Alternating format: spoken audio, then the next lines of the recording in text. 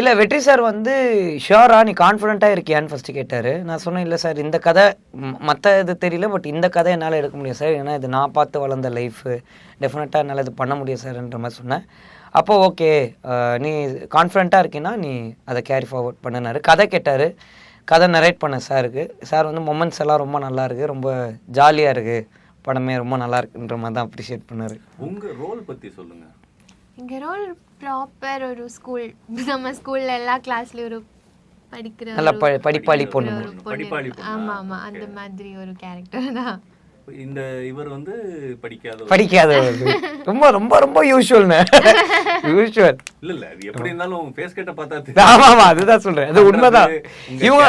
இவங்க லைஃபே வந்து ஆக்சுவலா ரொம்ப படிக்கிற பொண்ணா. நான் எப்பயும் போல 12th வரைக்கும், அதுக்கப்புறம் இன்ஜினியரிங் கொண்டு போய் சேர்த்தாங்க, காலி போச்சா. என்ன படிச்சீங்க? Engineering, civil engineering. வீடு கட்ட வேண்டிய